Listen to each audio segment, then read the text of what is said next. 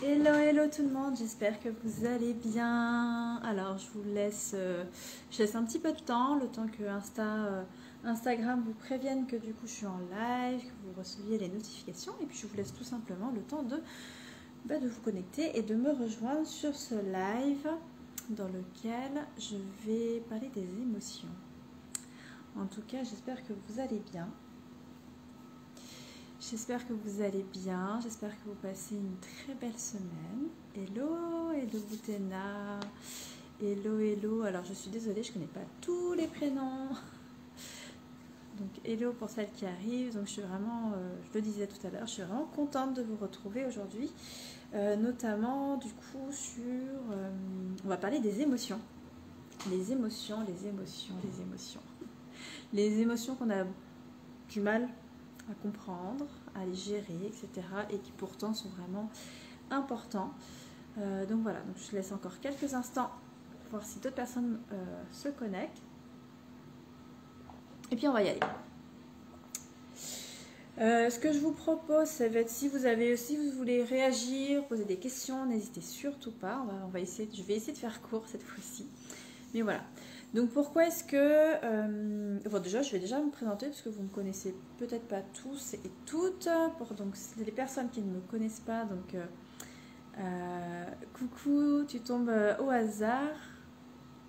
Ah bah c'est cool, trop bien. Donc pour les personnes qui ne me connaissent pas, donc je m'appelle Maï, je suis sophrologue et coach, je suis spécialisée notamment en périnatalité, parentalité et en gestion des émotions. Donc j'ai décidé, je voulais faire ce live parce que toute la semaine là, dans mes consultations, j'ai beaucoup parlé des émotions avec mes clientes et du coup je trouvais ça quand même très important parce que pour moi, en tout cas c'est ma vision, c'est vraiment comprendre ses propres émotions, c'est la base de beaucoup de choses. Si en plus vous êtes maman et que pour peu que vous vous intéressez en plus à tout ce qui est éducation bienveillante, éducation positive, etc. Enfin, tous ces termes qu'on utilise. Vous savez qu'on met beaucoup en avant les émotions des enfants. Il faut avoir les accompagner, etc. Parce que voilà, les recherches en neurosciences ont beaucoup évolué. Donc je trouve ça hyper important.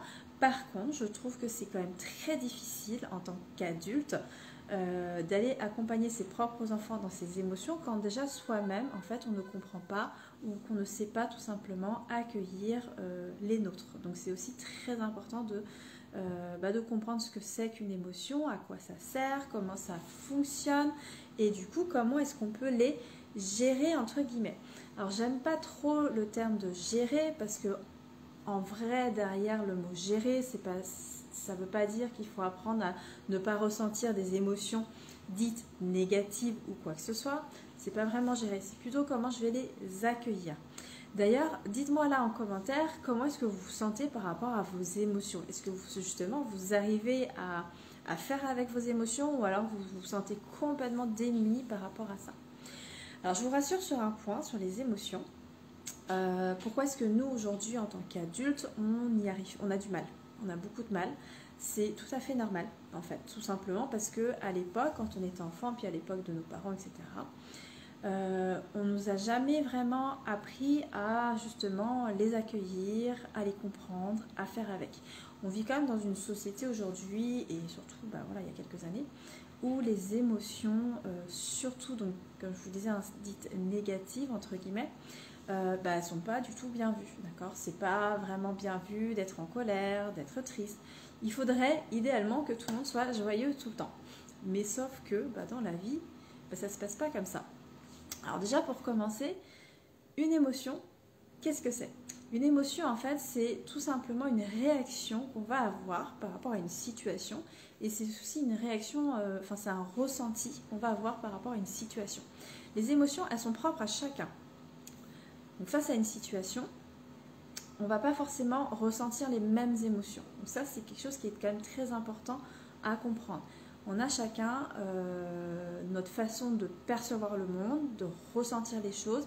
Et tout ça, c'est aussi lié à notre éducation, à nos expériences, notre vécu, à notre passé, à nos croyances, etc. Donc ça, c'est quand même très important. Face à une situation une même situation, deux personnes peuvent ressentir des émotions complètement différentes. Il y a aujourd'hui ce qu'on appelle deux types d'émotions. Il y a ce qu'on appelle des émotions positives et négatives. Alors moi, j'aime pas trop ce terme-là de positif-négatif parce que déjà sur la notion de négatif, ça voudrait dire qu'en fait, elle ne sert pas à grand-chose alors qu'en réalité, elles ont toute une utilité.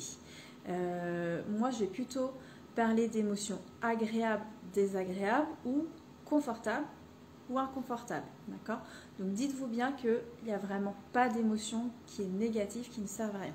La colère, la tristesse, la honte, la culpabilité, toutes ces choses-là, ce sont des choses qui sont nécessaires. Pourquoi ? Parce qu'une émotion, en fait, va tout simplement... en fait, quand on ressent une émotion, ça va aussi nous renseigner sur nos propres besoins. Ça veut souvent dire qu'il y a un besoin qui a été ou pas été satisfait. Donc ça, c'est vraiment très important. Donc, toutes les émotions sont vraiment utiles. C'est juste que certaines ne sont pas du tout agréables. D'accord ? De se sentir en colère ou triste, c'est vraiment pas quelque chose qui est agréable. Pourquoi ?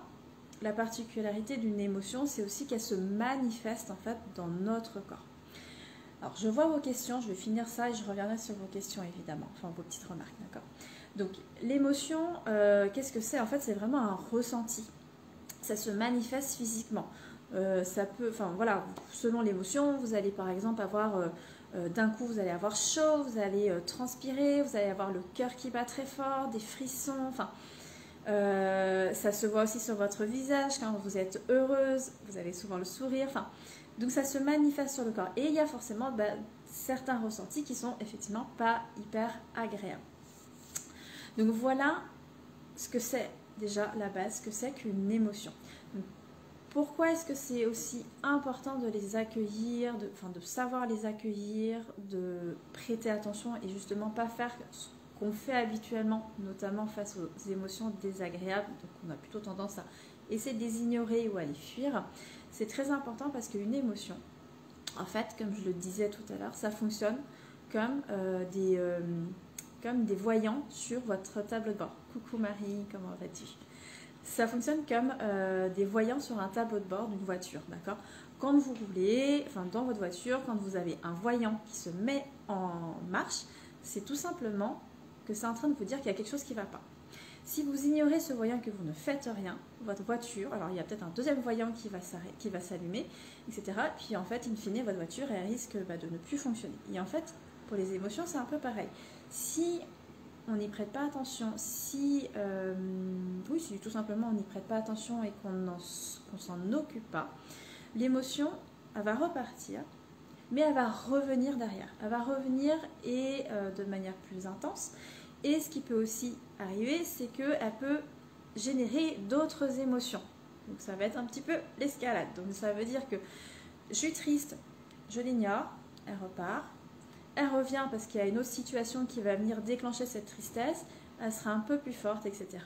Et puis tiens, je culpabilise de me sentir triste, je suis en colère de me sentir triste, j'ai honte de me sentir triste, etc., etc. Donc vous voyez, c'est un petit peu l'escalade. C'est pour ça aussi que c'est très important justement d'apprendre et de savoir les accueillir et d'y prêter tout simplement attention. Alors, je vais juste lire parce que j'ai vu des petits commentaires. Alors, je suis désolée parce que j'ai pas forcément les prénoms, donc Blonder My Life. Donc, j'essaie de comprendre les émotions de mon enfant qui a 3 ans et j'intériorise les miennes. Et ouais, ça c'est un peu petite parenthèse effectivement sur les émotions des enfants. Comment dire ? Enfin, on va en reparler. Mais intérioriser ses propres émotions, c'est pas forcément une bonne solution, ne serait-ce que pour toi.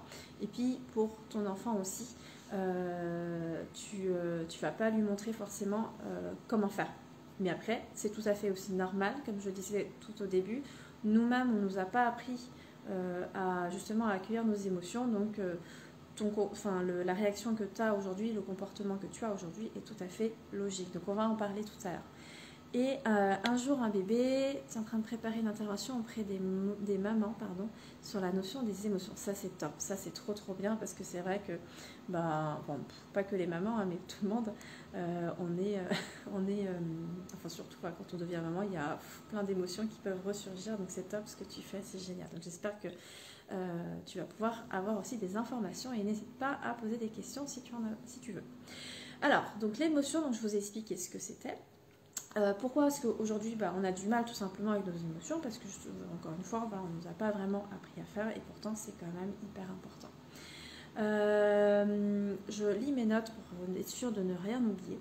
Ce qu'il faut aussi noter sur les émotions, c'est que, hormis le fait que ce soit très désagréable, en vrai, l'émotion, elle n'est pas dangereuse du tout. On croit que, notre cerveau croit que ça va être quelque chose d'horrible, on ne va jamais s'en sortir, mais en vrai, l'émotion, elle n'est pas dangereuse. Il n'y aura pas une urgence vitale derrière, il n'y a rien de ça. C'est juste qu'elle est vraiment ça peut être désagréable. Elle est aussi temporaire. D'accord. L'émotion, en fait, elle a une durée de vie qui est limitée de quelques dizaines de secondes. Ça veut dire qu'en fait, quand vous allez ressentir une émotion, en fait, vous allez sentir qu'elle va monter. Mais en fait, si on la laisse s'exprimer vraiment sans interférer sur l'émotion, elle va redescendre. D'accord. Ça, c'est quelque chose aussi qui est très important à comprendre, c'est que l'émotion, elle n'est pas en continu. Une émotion, en vrai, ça fait des vagues. D'accord. Le fait que ça peut être en continu ou plus ou moins intense, c'est parce que justement, on va avoir tendance soit à réagir contre cette émotion et qu'on ne sera pas du tout dans son accueil. Ça, pareil, je vais en parler tout à l'heure, ce que ça veut dire accueillir. Et puis surtout, ce qui est très important à comprendre, c'est que c'est tout à fait normal de ressentir toute une palette d'émotions dans une journée. C'est normal, il n'y a rien de plus humain. Il n'y a pas de mal ou quoi que ce soit de ressentir, justement, je parlais de la colère et de la tristesse, il n'y a rien de mal par rapport à ça. C'est tout à fait humain, c'est tout à fait normal. On est des êtres humains, donc on est aussi des êtres émotionnels, donc c'est normal. Petite parenthèse sur ça, c'est vrai que des personnes qui disent je suis heureuse ou je me sens heureuse, etc., ça ne veut pas dire qu'elles ne ressentent que du bonheur 24 heures sur 24, 7 jours sur 7. D'accord. C'est techniquement impossible. Mais ça ne veut pas dire ça. Ça veut dire que de manière globale, le sentiment qu'elles ont par rapport à leur vie, c'est qu'elles se sentent heureuses. Mais ça ne veut pas dire qu'il n'y a pas de difficulté, ça ne veut pas dire qu'elles ne ressentent pas parfois justement des émotions désagréables, etc. Ça ne veut pas du tout dire ça sur la notion d'être heureux.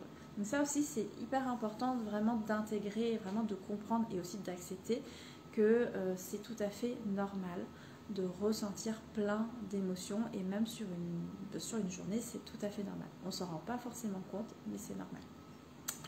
Donc à partir de ce constat, c'est peut-être un peu plus facile aussi d'être un peu plus dans la posture de je peux accueillir mes émotions. Il n'y a rien de mal par rapport à ça.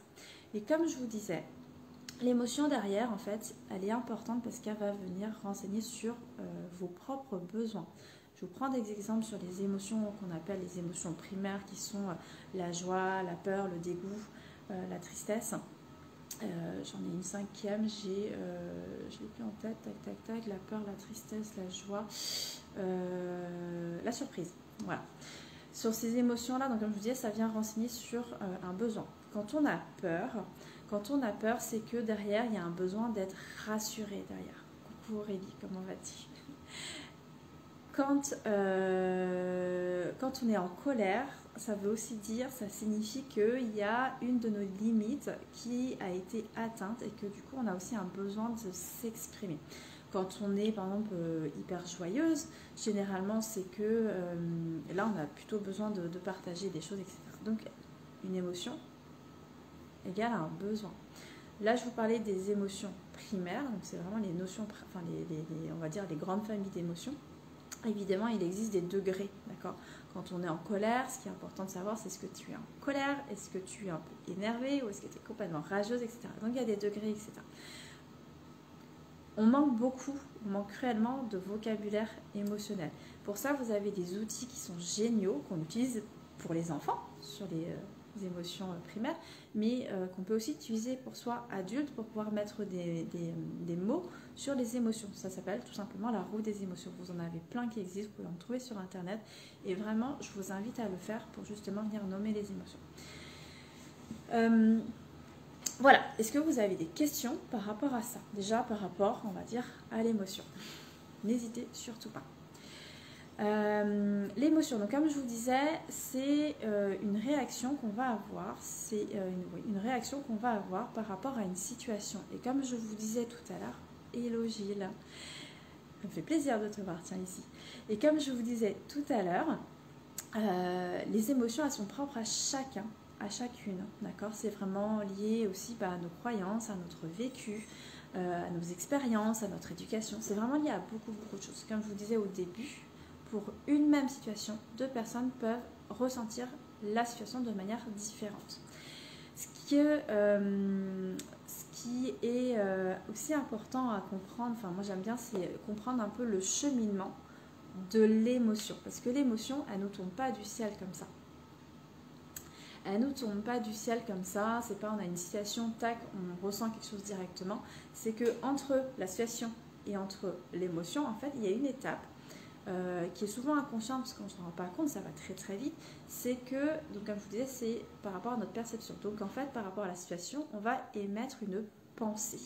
On va penser quelque chose de la situation et c'est cette pensée-là qui va faire qu'on va ressentir telle ou telle autre émotion.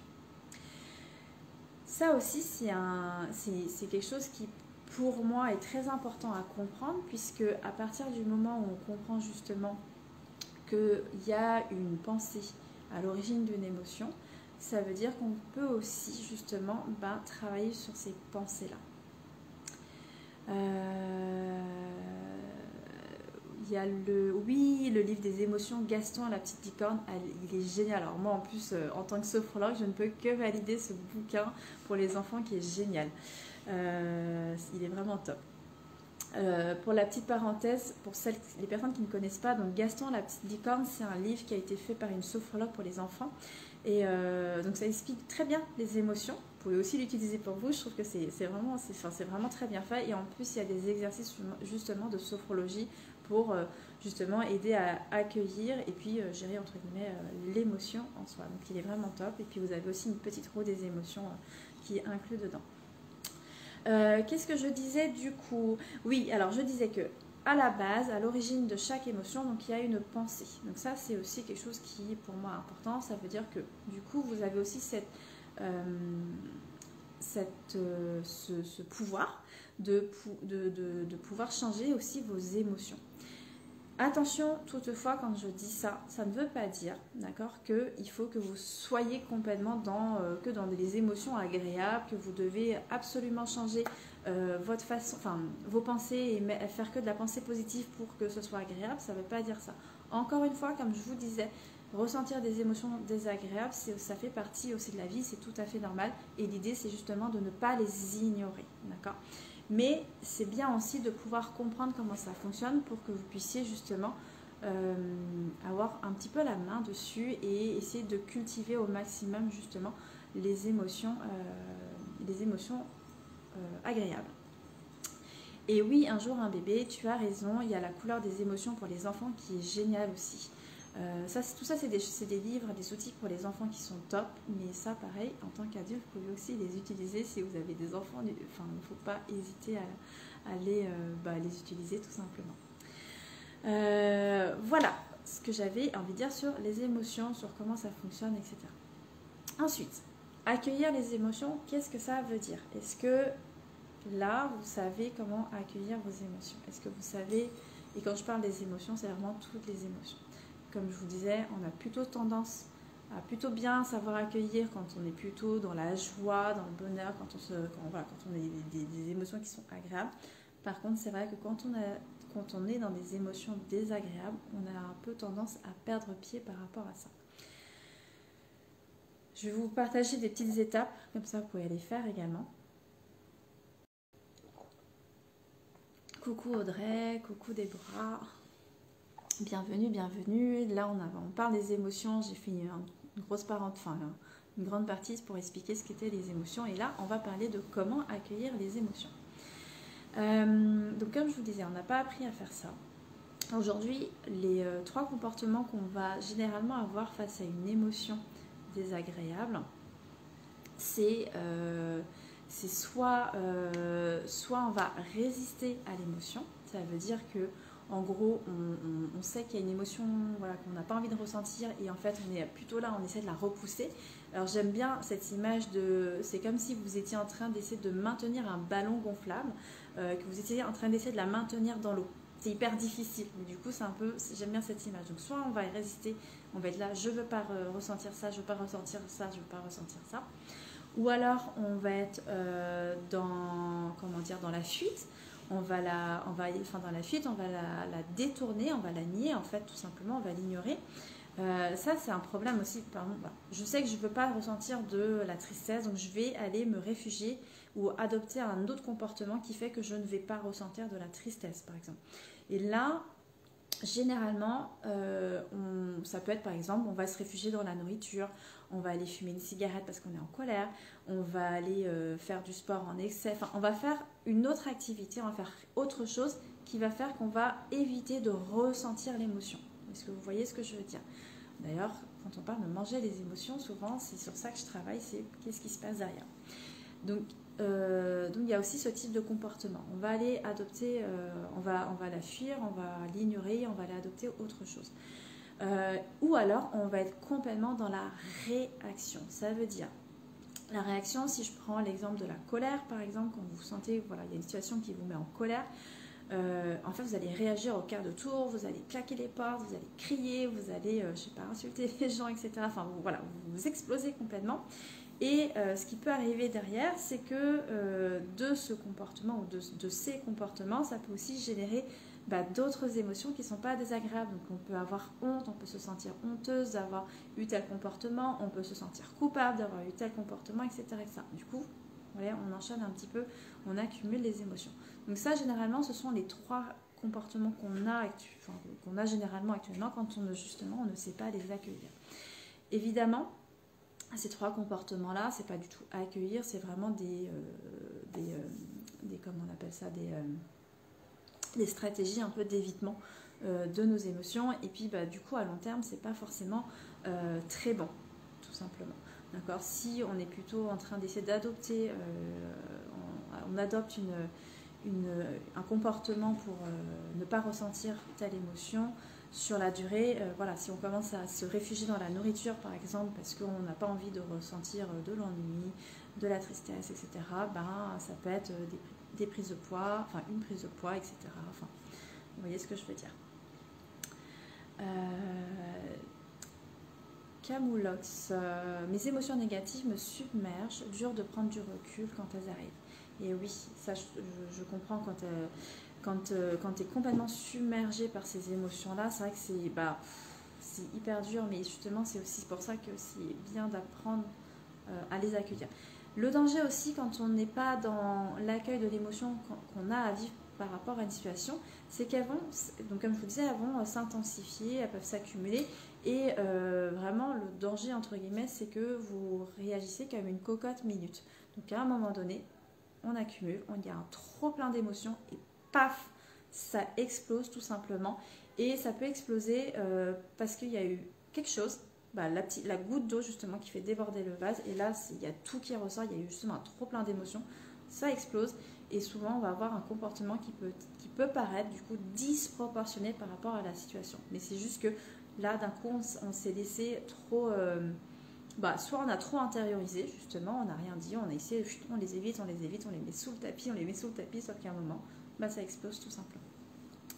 Donc accueillir l'émotion, je vais vous donner une technique en fait qui est finalement assez simple, mais il faut déjà, la première étape, ça va être d'accepter, vraiment d'accepter que vous pouvez ressentir des émotions désagréables. Donc c'est vraiment accepter.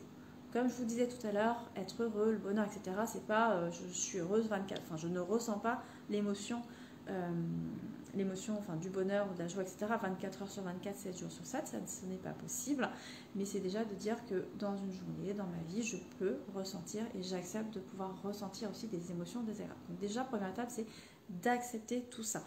Le fait d'accepter, ça va justement vous permettre de ne pas être dans la fuite, ou dans la réaction par rapport à ce type d'émotion. Ensuite, quand vous ressentez une émotion, ce que je vous conseille de faire, c'est vraiment de prendre un moment pour vous et tout simplement déjà d'observer ce qui se passe à l'intérieur de vous. Observer ce qui se passe à l'intérieur de vous, c'est déjà identifier où est-ce que cette émotion se situe à l'intérieur de votre corps. Est-ce que ça va être au niveau de la tête? Est-ce que ça va être au niveau des cervicales, des épaules, dans le ventre, dans le dos? Peu importe. C'est vous, c'est propre à vous, d'accord? Il n'y a pas un schéma type ou général, universel de l'émotion, c'est vraiment propre à vous. Déjà, juste, voilà, vous fermez les yeux. Moi, ce que j'aime bien, c'est voilà, vous fermez les yeux parce que du coup, en fermant les yeux, vous vraiment vous concentrez sur vous. Et c'est, je situe où se trouve cette émotion. Première étape. Deuxième étape, qu'est-ce que ça me fait? Comment est-ce qu'elle est en train de se manifester? Qu'est-ce que je ressens en fait, d'accord? C'est vraiment juste, je vais la décrire. Est-ce que je sens des picotements? Est-ce que je sens, je sais pas, des frissons? Est-ce que je sens de la chaleur? Est-ce que je sens un nœud au niveau de l'estomac? Enfin, peu importe, c'est à vous, vraiment, c'est propre à vous, c'est vraiment de venir la décrire tout simplement. Et ensuite, une fois que vous avez fait cet exercice-là, en fait, vous laissez cette émotion s'exprimer. Comme je vous disais tout à l'heure, l'émotion, elle est temporaire, elle ne va pas rester. Si vous êtes dans l'accueil, d'accord, dans l'accueil, c'est j'accepte de ressentir cette émotion et je ne fais rien pour justement ne pas la ressentir, même si elle est désagréable. Je la laisse exprimer. Et comme je vous disais, l'émotion, elle est temporaire. Donc, elle va faire ça, ça va monter, d'accord? Donc, c'est là où c'est pas très agréable. Mais elle va redescendre et elle va repartir. Donc vraiment, n'interférez pas sur la durée de cette émotion, sur son temps. Elle a besoin de s'exprimer, vous la laissez. Et vous verrez qu'elle va repartir. Ça, c'est vraiment, j'accueille mon émotion. Ensuite, si vous y arrivez aussi, déjà ça c'est une super étape, ça va être d'essayer de nommer, lui donner un nom à cette émotion. Et là, je reviens notamment, voilà, si vous manquez de vocabulaire, alors soit vous restez sur l'émotion, sur les émotions primaires, hein, les 5 principales qui sont très bien, soit, pour être un peu plus précise, vous pouvez du coup utiliser une roue des émotions, parce que sur chaque émotion primaire, vous avez des degrés également des émotions, d'accord? Donc c'est aussi hyper intéressant. Et puis c'est vrai que nous, comme on manque généralement de vocabulaire par rapport aux émotions, c'est très bien de pouvoir utiliser aussi les roues des émotions pour mettre les bons mots, les mots justes par rapport à ça. Donc nommer l'émotion. Pourquoi est-ce que ça c'est important? Parce que plus vous allez, on va dire, expérimenter ces émotions, vous allez pouvoir en quelque sorte mieux les appréhender, enfin je ne vais pas dire anticiper, mais plutôt les appréhender pour d'autres situations. Quand vous savez par exemple que quand vous vous mettez en colère, ça va plutôt se manifester comme ça, enfin, de telle manière, vous saurez que quand vous allez avoir ces mêmes ressentis, vous savez que c'est de la colère. Donc ça c'est un point important. Ensuite, comme je vous disais, les émotions, du coup, elles viennent aussi nous renseigner sur nos besoins. Qu'est-ce qui s'est passé à ce moment-là, en fait, tout simplement? C'était quoi nos besoins à ce moment-là qui a fait que... c'était quoi nos besoins par rapport à cette émotion? Donc pareil, l'idée, c'est que plus vous allez vous exercer à faire ce genre de choses, à vraiment vous poser des questions, plus ça sera aussi facile pour vous à l'avenir de pouvoir être plus dans l'accueil et de mieux appréhender vos émotions. Dans la compréhension de l'émotion, donc comme je vous disais, hein, c'est le besoin. Donc si je me mets en colère, qu'est-ce que ça vient dire? Qu'est-ce que ça vient dire de moi? De quoi j'avais besoin? Qu'est-ce qui a été bafoué? Quelle était la limite qui a été bafouée? Et moi, qu'est-ce que j'ai besoin de faire pour justement, on va dire, je ne vais pas dire soigner, mais pour réparer, entre guillemets, même si j'aime pas trop ce mot, pour réparer un petit peu cette émotion. J'ai besoin de m'exprimer, j'ai aussi besoin de poser mes limites, j'ai besoin de dire les choses, etc. Donc ça aussi, c'est vraiment important, c'est d'aller comprendre ce qui se passe derrière. Ça, c'est des choses qui peuvent demander du temps si vous n'avez pas forcément l'habitude de faire. Moi, ce que j'aime bien faire, petit conseil aussi comme ça, c'est... moi, je travaille beaucoup à l'écrit, parce que je trouve ça beaucoup plus facile, mais vous pouvez faire ça mentalement. Mais c'est... déjà par rapport à une situation ou même par rapport à une situation, c'est de vous dire qu'est-ce que ça me fait, qu'est-ce que je ressens là tout de suite. Et ensuite, moi j'aime bien, c'est le jeu du pourquoi. Et de vous poser un peu ces questions, c'est pourquoi est-ce que je ressens ça? parce que un tel m'a dit ça. Mais pourquoi, du coup, pourquoi est-ce que j'ai réagi de telle manière face à cette remarque? Parce que nanana. Et en fait, c'est vraiment d'aller jouer au jeu du pourquoi. C'est pourquoi, comprendre pourquoi est-ce que pourquoi, jusqu'à ce que vous ne puissiez plus. Et ça va petit à petit, vous allez pouvoir creuser et venir comprendre en fait ce qui a fait que vous avez ressenti cette émotion. Voilà. Est-ce que c'est clair pour vous? N'hésitez surtout pas. Encore une fois, je bois un petit coup.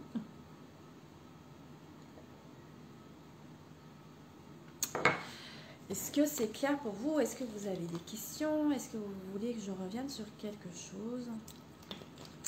Que je reprécise? N'hésitez pas. Je profite pour regarder les commentaires.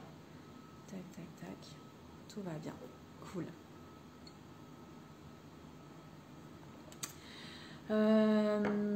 Voilà, en fait, les besoins, la compréhension, c'était à peu près ce que j'avais envie vraiment de partager.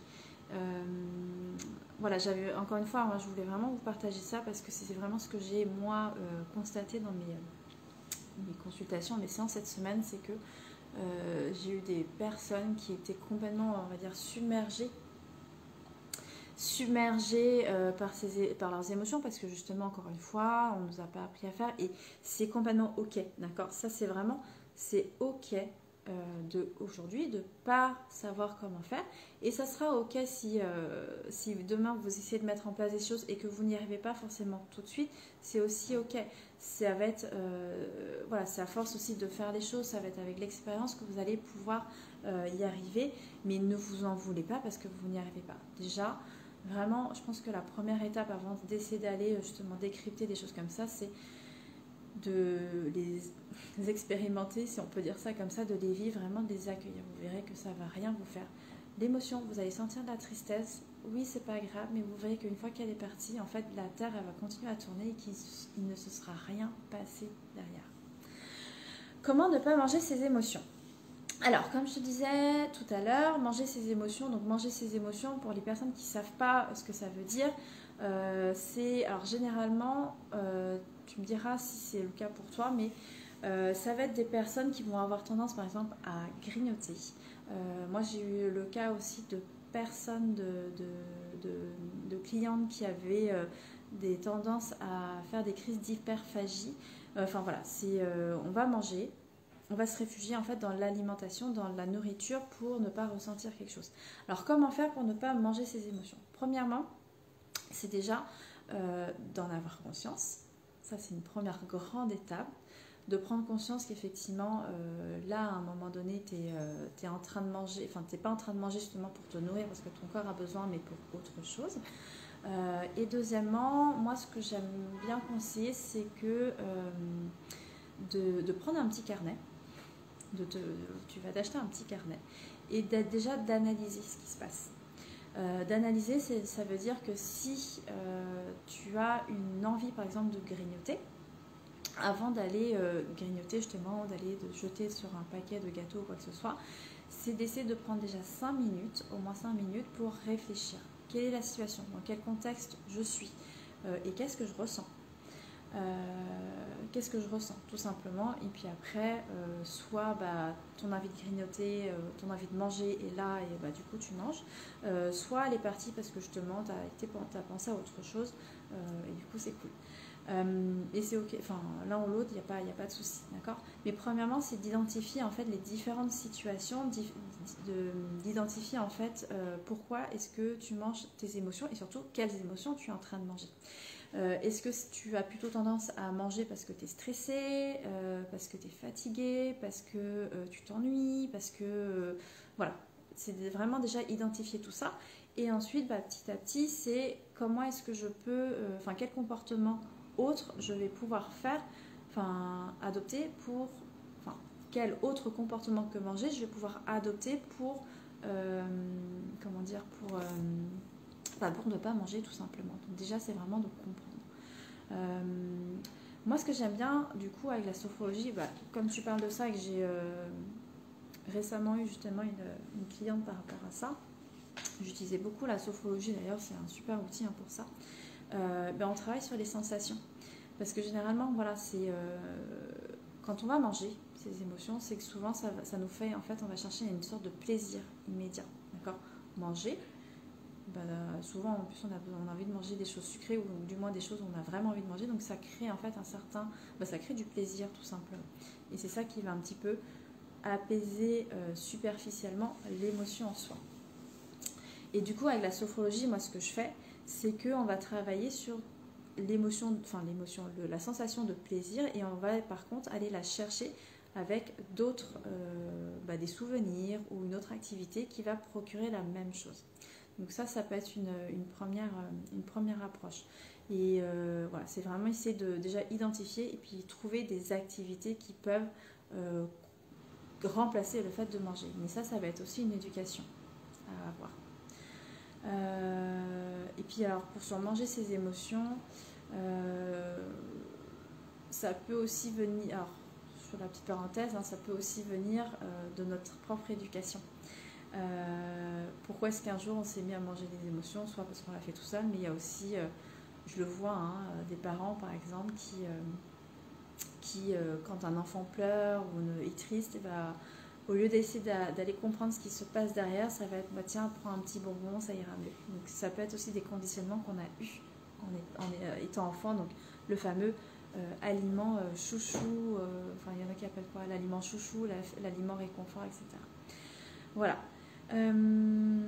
J'avais une question en amont, donc de quelqu'un, d'une maman qui me demandait que faire face aux croyances des autres qui polluent notre motivation. Bon, là on est plus sur le système des croyances. Mais en fait non, je te répondrai plutôt en privé. Mais il peut y avoir effectivement des remarques des autres qui peuvent venir nous blesser, donc qui peuvent créer des émotions désagréables. Ce qui est du coup intéressant à comprendre ici, c'est pourquoi pourquoi cette remarque vient me titiller moi. Il faut savoir que les remarques des gens, ça ne reste que des remarques des gens, c'est leur propre vision des choses, d'accord? Ça ne veut rien dire sur vous, c'est juste leur propre vision. Ils projettent sur vous leur vision à eux. Maintenant, si ça vient vous titiller parce que voilà, ça vous énerve, ça vous met des doutes, etc., généralement, c'est que ça va aussi titiller une croyance que vous avez de vous-même. On est encore sur un autre sujet, on n'est pas du tout sur le sujet vraiment trop des émotions, mais on est vraiment sur autre chose. Mais ça vient titiller quelque chose chez vous de toute façon. Voilà. Voilà ce que j'avais envie de partager avec vous sur les émotions aujourd'hui. Encore une fois, n'hésitez pas, alors je sais que je vois qu'il y en a qui se connectent, n'hésitez pas si vous avez des questions par rapport à ça, par rapport aux émotions, si vous avez par rapport à des situations auxquelles vous avez déjà fait face ou quoi que ce soit, ne pas hésiter à poser vos questions là, je répondrai avec grand plaisir. En tout cas, pour résumer ce que j'avais envie de dire, l'émotion en soi elle n'est pas dangereuse. Elle a une durée de vie limitée, d'accord, et puis surtout c'est normal de ressentir plein d'émotions, même si elles sont contraires, etc. C'est tout à fait normal. Être heureuse ne veut pas dire qu'on ressent ce sentiment, cette émotion tout le temps, H24. Ça ne veut pas du tout dire ça. Par contre, comme je l'ai dit dans le live, c'est important justement d'apprendre à les accueillir tout simplement pour justement ne pas être en surréaction derrière et pas exploser comme une cocotte minute. Ensuite, dans un deuxième temps, et ça sera aussi très important de venir comprendre ce que l'émotion vient vous dire derrière, tout simplement pour comprendre vos propres besoins et comprendre ce que vos besoins, donc ce dont vous avez besoin pour non pas ne pas ressentir cette émotion-là, mais répondre en fait à vos besoins qui sont pour vous fondamentaux et très importants. Donc c'est vraiment très important. Voilà. Je rebalaye les choses pour être sûre que je n'ai rien oublié dans vos commentaires. En tout cas, voilà, si vous avez des questions, si vous avez justement du mal avec vos émotions ou quoi que ce soit au quotidien, N'hésitez surtout pas, hein, on peut s'appeler. Moi, je fais des appels découvertes. On peut voilà, vous m'expliquer un peu votre situation et je vois avec vous comment je peux vous aider. Ça sera avec grand plaisir. Et surtout, soyez vraiment bienveillante envers vous-même. C'est pas parce que là, je vous ai partagé des outils que vous n'y arrivez pas, que ça veut dire que vous êtes nul ou quoi que ce soit.